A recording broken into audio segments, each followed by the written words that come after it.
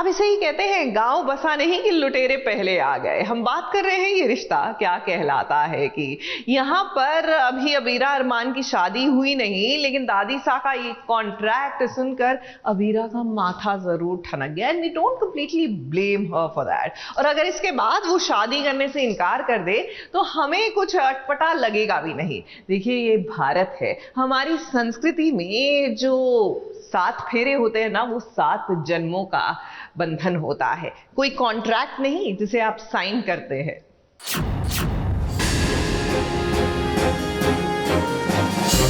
तुम्हें कॉन्ट्रैक्ट पढ़ने के बाद उन्हें कैसे डिफेंड कर सकते हो?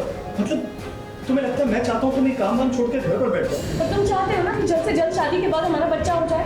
वो अलग बात है अबीरा। और मैं गधी हूँ जो मैं सोच रही हूँ कि मैं तुम्हारा घर संभालूंगी, मैं तुम्हारे घर की बहू बनूंगी, तुम लोग तो मुझे गुलाम बनाने पड़ेंगे। इन पेपर्स पर मैं हरगिज़ साइन नहीं करूँगी।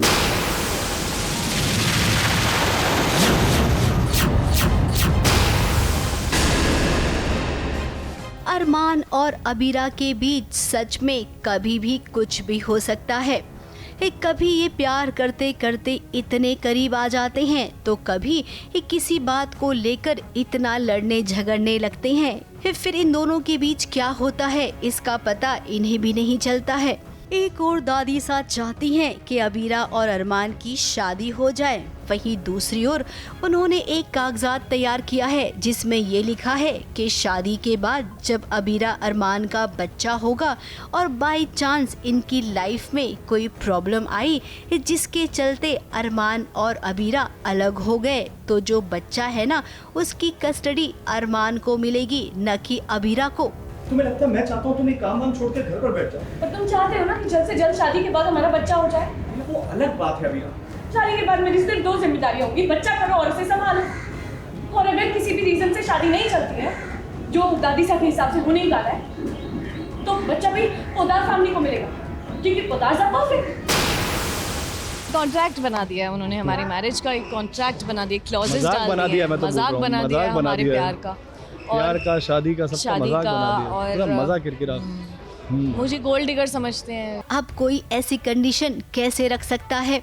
और अबीरा की एक बात तो सही है कि क्या इसमें जरूरी है कि गलती अबीरा की ही हो? मतलब कुछ भी 2 लोग शादी कर रही हैं, उसकी खुशी मनाने के बजाय एक कागजात तैयार किए जा रही हैं कि अगर फ्यूचर में कुछ हुआ तो। अब फ्यूचर की बात दादीसा अभी जरूरी नहीं थी यहाँ पर।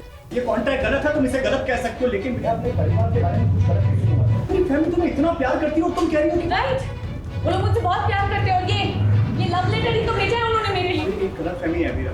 और इन पेपर्स पर मैं हरगिज़ साइन नहीं करूँगी। कॉन्ट्रैक्ट में लिखा है कि शादी के 1 साल के अंदर बच्चा हो जाना चाहिए। शादी अगर कैंसिल हो जाती है, खारिज हो जाती है तो बच्चा पोदार फैमिली को मिलेगा। और एक था ना, हम तो 2 क्लॉज पढ़ के ही तमतमा गए, वो उधर से निकल गई आउट हाउस से और ये इधर से निकल गया। शादी के 1 साल बाद काम वाम छोड़ना पड़ेगा। काम छोड़ना पड़ेगा। और ये भी लिखा है कि 1 साल के अंदर अंदर करियर बन गया तो बन गया, नहीं तो फिर तो काम छोड़ना ही है। ऐसा भी क्लॉज लिखा है। बहुत ही shameful. It's your family. My family, but not my real blood. Shame, puppy shame. हाँ, बहुत गलत बात है। देखिए ना, अरमान और अबीरा के बीच कितनी बहस हो रही है। अरमान ने गुस्से में देखिए कैसे खुद को चोट पहुंचा ली। अब देखिए, रूही तो हमेशा से यही चाहती थी कि अरमान अबीरा के बीच कभी सुलह हो ही नहीं, ये दोनों कभी एक हो ही नहीं। और अब तो लगता है कि रूही ना जो सोच रही थी वो सच हो जाएगा। अब दादीसा ने कभी अबीरा पर विश्वास ही नहीं किया, तभी तो ऐसा कॉन्ट्रैक्ट बनाया है।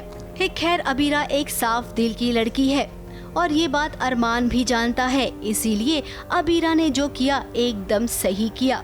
एक कॉन्ट्रैक्ट पेपर फाड़ दिया और सारा गुस्सा अरमान पर निकाल दिया। अब बताइए, अरमान और अबीरा का मूड इतना खराब है, अब ये शादी कैसे करेंगे? ये कौन आएगा इनकी सुलह करवाने के लिए? इनके तमाम फैंस इसी उम्मीद में थे कि अब अच्छे दिन आएंगे, लेकिन भाई यहाँ तो कुछ और ही हो गया। ABP news report.